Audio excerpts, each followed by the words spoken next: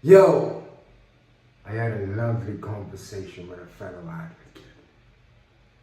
Let's get into it.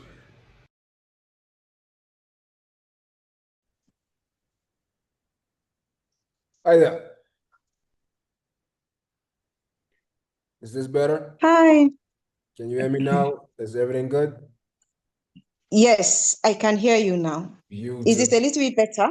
Yes, it is much better. Can you turn the camera the other way? Okay, Landscape. like There you this. go. That's perfect. That's perfect. So, how you doing today? How are you feeling? I'm fine. I'm fine. Thank God. I'm doing much better. That's good. That's good. So, can you tell us, tell the audience who you are? Tell us where you're from, what you're all about. When people hear the name Kemi, can you pronounce your last name for me? Okay, Kemi Oguntimehin. Let us know who Kemi is. I'm Kemi Oguntimehin and I'm from Nigeria. I live with sickle cell and a sickle cell advocate, genetic counselor, and then I run a non-for-profit organization called Ignite Sickle Cell Initiative in Nigeria that help people living with sickle cell in rural community. One of the challenges of sickle cell in rural community is lack of access, and this has increased the number of mortality in children. So what my organization does is to ensure that we have a reduced child mortality caused by sickle cell in rural community. And that's what we have been working on in the last 8 years. And then we've gotten amazing results. Beautiful, beautiful. So what at what age did you discover you were diagnosed with sickle cell? I was diagnosed at the age of, I was officially diagnosed at the age of 18 years. 18. Wow. Yes. So how when you were you experiencing crisis before 18 on pain? Yeah, I was not, I wouldn't say I was experiencing, right? I was experiencing other things, but not bone crisis. I was experiencing a lot. I was dealing with chronic anemia. Uh-huh. That's yes, I was dealing with a chronic anemia, and that's allowed me to keep taking a lot of blood transfusion. And at the same time, I had this enlarged spleen of yes, that is very, very often. But then it was not linked with sickle cell, There are other things, jaundice, and all this that comes on and off. But nobody was actually linking it with sickle cell. So until my 18, that's when I got my official diagnosis. And then I think everything started making sense Okay, after so the diagnosis. at what year were when you were 18, what year was that? That was 2009. 2009, you were 18, and so you're living in Nigeria and they didn't diagnose. Was it because they didn't know or they didn't have the resources to make that diagnosis? The thing is that there is no newborn screening in Nigeria. And now, as at now, we only have a few states. Let's say we have Lagos State and the FCT that runs newborn screening. So a lot of states out of like 36 states, I think we only have maybe two states that is doing newborn screening presently. So we don't do that. We don't do newborn screening. Compared to your country, when you have a child, they do newborn screening that allow them to diagnose at birth. But we don't have it here. And during my time, the technology or medical is not yet advanced. So my first genotype test that I did, right, my first sequencing test that I did shows that I did not have sickle cell. Mm. So I think yes, shows that I didn't have sickle cell. It was a wrong diagnosis. So, but at 2009, the technology was more advanced, and then they were able to make appropriate diagnosis around that period. Wow. Okay, so you're 18 in 2009. Before you become an adult, what was your track? Because you mentioned you had 50 blood transfusions. That is a lot. That's wow. And how was your childhood growing up in Nigeria with your parents? How did your parents and your family members cope with you always going to the hospital? I think that, when you don't have a diagnosis, like I'm in Nigeria, and Nigeria is a kind of religious or spiritual country. So Right. it means that when you don't find an answer to something, we I think it's spiritualize it. witchcraft or Yeah, something.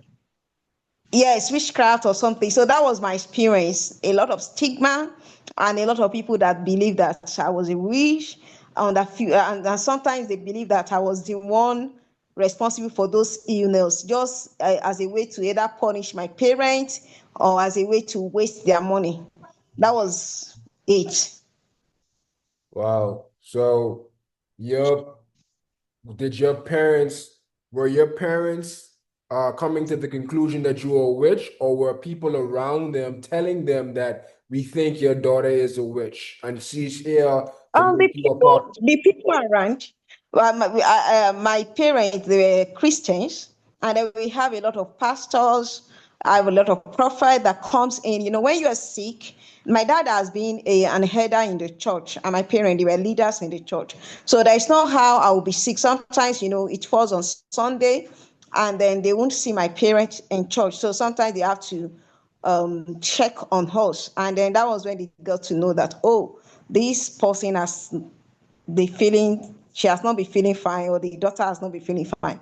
And so because of that, we have a lot of pastors, we have a lot of prophets that comes and then believe that I was a witch, because there is no explanation.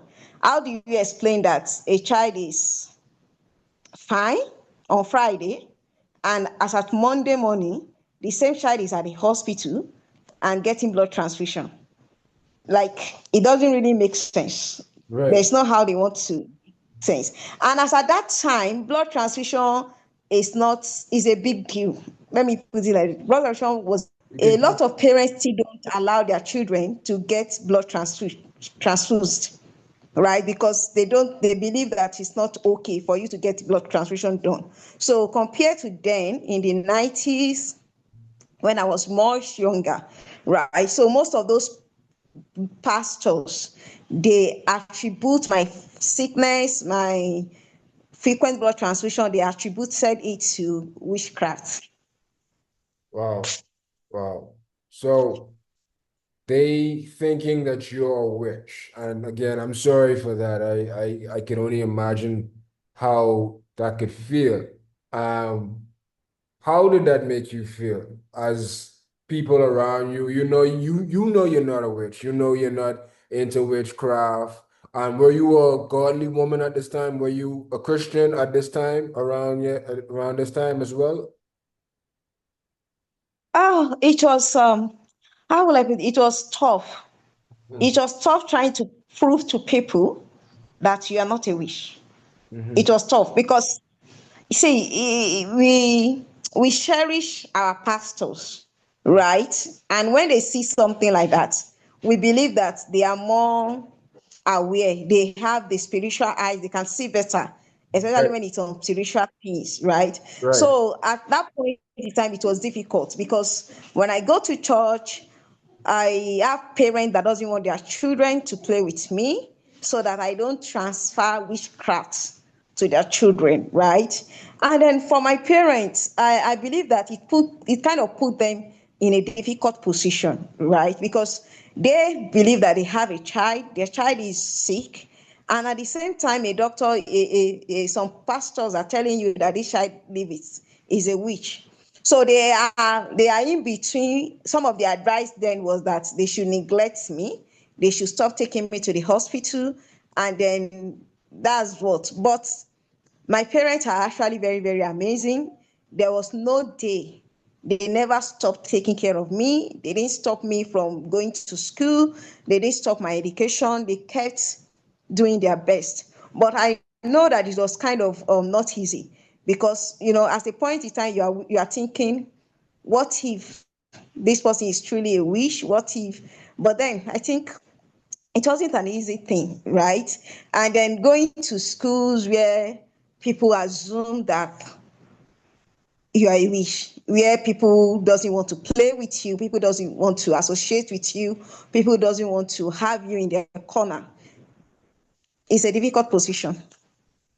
Wow, man, I'm sorry to hear all that. Were you ever at any point feeling suicidal, or did you at any point wanted to give Yes, up? yes. At the age of 18, I had two suicidal attempts when I was 18.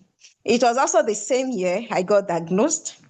But before my diagnosis, I was in university then. I was in first year of university. And the stigma was higher. The stigma was so high that people constantly say to my face that I'm not going to survive. And dealing with all that, I was trying to ask myself, like, you have always been sick since primary school, and this is you at the university. When is this going to stop? So Sure. at that point in time, I believed that if I die or if I succeeded with my suicide attempt, I would save my parents a lot of headache. At least they will be able to use that money to support their other kids, my siblings, and then I believe that maybe they will be able to move on. Because this is a child you just kept spending money and money and money and money on top of, right? That was what happened. So I attempted suicide twice at the age of 18. It was it was that bad. Well, thank God it did. You were unsuccessful and you're still here. Uh, Yeah, still grateful till now. Thank de- God. definitely. How many siblings do you have? I have four siblings. Are you the only one with the diagnosis of sickle cell? No, Okay. How was it? Was it easier for them, or is it easier for them than what you? Are you the oldest? no, I'm the youngest. Oh, you're the youngest. Okay. Okay. So it must have been much harder for them then. Was it a bit harder for them growing up with sickle cell and not knowing what it was? Yeah, but I believe that me and my other sibling, we had different manifestation of sickle cell. I got delayed diagnosis. She got diagnosed earlier on. She got diagnosis as early as 3 or 4 years. When she was 3 or 4 years, right? She got her own diagnosis. But mine, it was very hard. Like my diagnosis came out. The first time I did it, it was wrong. It said that I didn't have sickle cell. So I did another one. It said I don't have sickle cell. So it was the one I did when I was 18. That was the one that confirmed that I actually live with sickle cell. But growing up, having one, it's easier for them to manage the one that the diagnosis is yes, that you know that you are dealing with somebody that has sickle cell, right? It's easier managing that kind of person compared to when you are not dealing with two. One, you are not really sure whatever is affecting this person, Right. right? So my sister has bone crisis. Like her crises are very, very obvious. She's often dealing with pain and all that. But for me, my I was often dealing with those chronic anemia, right? But then it's not easy. It's not easy dealing with two children having sickle cell at the same time, right? Because sometimes when somebody gets discharged from the hospital, the other person gets admitted. Wow. Wow. So one is leaving the hospital and the other one is going back in. Wow. Yes. Okay, so how, when you go to the hospital, how do they treat you? Do they give you painkillers, a certain set? Or what's the procedure like? How is that experience for you going to the hospital? Oh, those days, you really don't know. You really don't know whatever they are doing, right? But one thing that is very common is that when immediately I get to the hospital, they start giving injections, fluid, and then blood transfusion when I I need it. Especially when they said, "Oh, uh, blood level is low," then there's a need for them to do blood transfusion, right? So I think that's the only thing. It was when I become an adult that I was able to know, okay, this is painkillers, this is what they give me, and all that. Then just get to the hospital and they start attending to you. You don't even know whatever they are giving you. Wow, wow. So is there any point in your life where you were able to treat a crisis at home without having to go to the hospital? Or every crisis you had to go to the hospital? Yeah, yeah. That point where I have to, because when I was 18, after my diagnosis came, I started learning about sickle cell. Mm-hmm. I started learning about sickle cell. I started reading all the things I like, all the materials I can lay my hand on sickle cell. I started doing it. Like, I started getting information, and that really helped me. That really helped me, right? To start learning how to manage myself, how to improve. And then the improvement was so obvious because I improved drastically. My health, my crisis, everything reduced drastically because I've been able to learn how to manage sickle cell properly, right? So I think most times I have some kind of things like when I'm in crisis, I take my over the counter medication because opioid is not that common in this kind of place. It is well regulated, right? You don't have access to a lot of those opioid medication in form of tab. You don't have it. That it's not that common. But one thing I do is that when I'm in pain, I start hydrating. After hydrating, then I take my painkillers over the counter one. If it doesn't work, I give myself 3 hours. If it doesn't work in 3 hours, if I don't get relief in 3 hours, I go to the hospital. If it doesn't work But in I three have, hours, you said right? if the painkiller doesn't work in 3 hours, Yes, if it doesn't work in 3 hours, uh-huh. if my pain doesn't reduce in 3 hours, then it's time for me to go to the hospital, right? That's what I do in managing myself. And then based on my knowledge on management of sickle cell, I have fewer episodes of crisis, very few.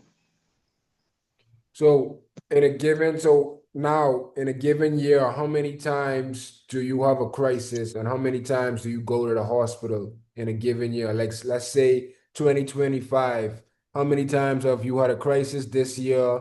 How many times have you been to the hospital? Oh, I've had crisis once this year, and Beautiful. then it was yes, once, and then I've been at the hospital once. Except maybe Nice. I go for my routine checkup. Nice, nice. So, what is your daily routine looking like now? Now that you have an understanding and a knowledge of sickle cell, what does your daily routine look like to keep those crises down? Oh, my daily routine, it starts with hydration, right? My daily routine starts with hydration, takes a lot and lot of water. And then the next is my nutrition. I don't joke with the good nutrition, right? Because I realize that I need to eat healthy food to actually help my body to perform better. So I currently takes a lot of diet. I take more of high proteinous diet. So it means that in my food I take protein more than every other food, and then vegetables and fruit, they are always very abundant in my diet. Then I take my routine medication, right? It depends. I take my folic acid, my um, vitamin C, vitamin B complex. Just and then because I'm in Nigeria, Nigeria is a malaria endemic area, so Mhm. I'm always taking a prophylaxis for malaria because Mhm. it is important. If you Okay. are not taking that, you are going to end up having malaria, and then it trigger your crisis so bad. So, and then if at all you start running temperature and all that, you have to run tests for malaria and infection and all that. So they treat if you have them. So that has been my routine. And then I try to reduce my stress as much as possible. It doesn't matter that I don't work. I try to focus, I try to work remotely as much as I can. When it is important, I go out. Okay. Okay. Have you ever, you mentioned malaria. Have you ever had malaria? What was Yeah, that? if you're in Nigeria, malaria is common, it's a common thing, right? You definitely have malaria. Like I got treated the last time I was at the hospital for crisis, get treated for crisis. It's actually because I had malaria and my malaria triggered my sickle cell crisis, right? So I was at the hospital, I got treated for malaria, and at the same time, got treated for sickle cell crisis. So I was under the impression that you, as a sickle cell patient, persons with sickle cell, they were immune to malaria, or it was harder for them to catch malaria, or was that, am I misinformed? No, if you have sickle cell, I think the people that have the kind of protection against malaria are the people with the trait, right? People that have the trait. But Okay. people that have sickle cell, you are at higher risk. And then even though malaria is kind of dangerous for you, so that's why when you are in malaria endemic area, you are placed on prophylaxis for Mm-hmm. malaria. So you have to take it constantly to prevent you from having that malaria. But the people that have protection against malaria are those people with the traits, Okay. not people with disease. Okay. Got you. Got you. So, you mentioned you have a son, correct? You said, You mentioned you have a son. yes, I have a son. So now I was always curious because they say the top two pains in the world, the worst pain they ever experience in the world is cancer and a broken bone. And then the third one would be labor pains. Where would you rank labor pains and a sickle cell crisis? Are labor pains worse? No, labor pain is not worse. I believe that crisis is worst. Crisis is worse than labor pains. So Yes. would you agree that sickle cell crisis gotta be in the top three? Yes, yes, it should be. Yeah, okay. Okay, so let's talk to me about a little bit more about your organization. Now that Kemi is now a master at managing sickle cell and she is out of the hospital, what is Kemi doing today? How is Kemi uh improving herself, her lifestyle, and what is your journey like now? I think that learning about management of sickle cell, I started learning for myself, right? I started learning how to manage sickle cell myself. I tried getting all those information. But as somebody that grew up in a rural community, there I realized that we have low information and low access. So that was what led me to start my organization. So the goal was to ensure that parents, because when I was growing up, a lot of children with sickle cell are often neglected. neglected. They won't allow them to go to school. They believe their wish. They punish them, right? And then I have access to that information. I realize that this is wrong. I'm one of those people that have the best family, right? Because my parents are well educated, and then they ensure that I go to hospital for management. But a lot of children don't have that opportunity. They don't allow them to go to hospital because they believe that going to the hospital was just going to be a waste of funds.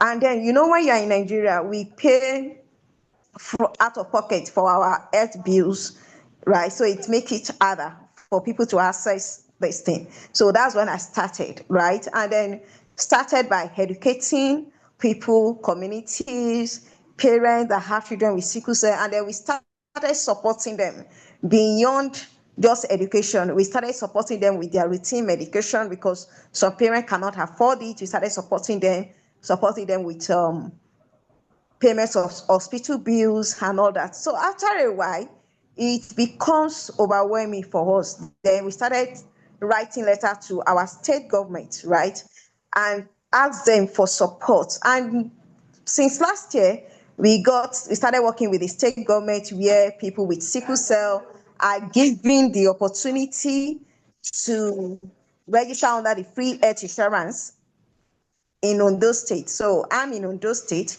and then our government now pay for hospital bills. As long as you are registered under that health insurance, our government now pays. So anytime you are sick, you go to the hospital, and then the government decides to take care of your hospital bills. Very nice, very nice. Have you ever heard of hydroxyurea? Yeah, hydroxyurea, it's being used. Hydroxyurea is very common, is commonly used now compared to those days. But just that we have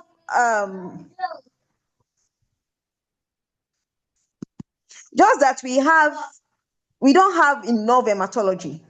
I'm just going to say that's one of the issues we have presently. We don't have enough hematologists, and so it means that people that are on hydroxyurea, many of them get it over the cancer, which is not supposed to be, and many of them don't go for proper follow-up.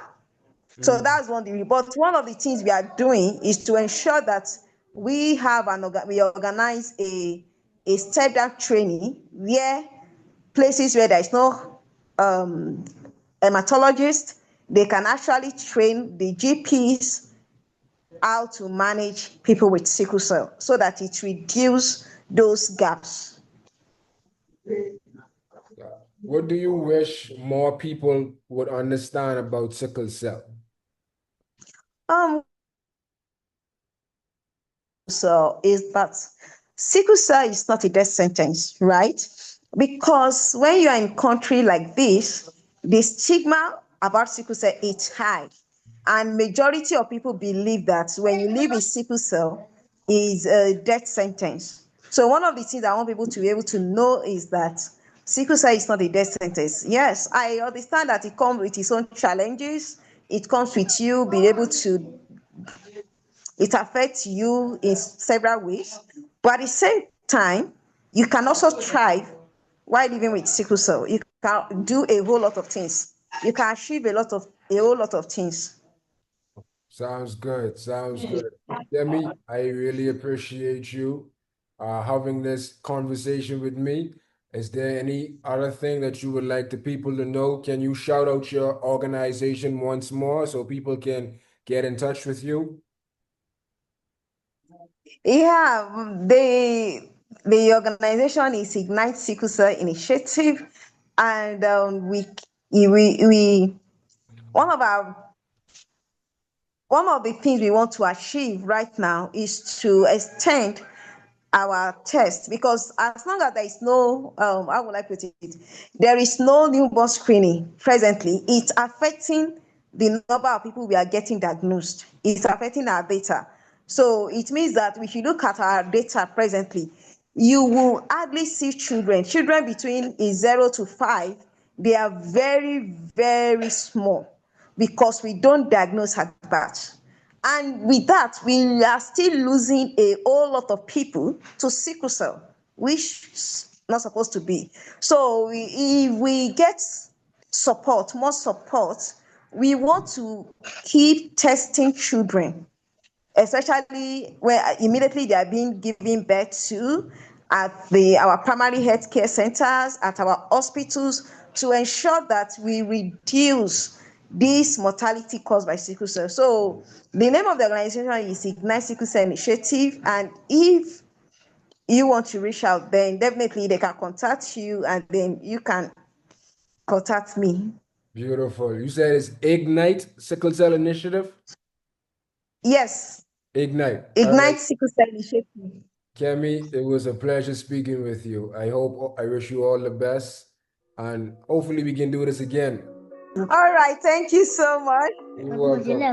You have a great day.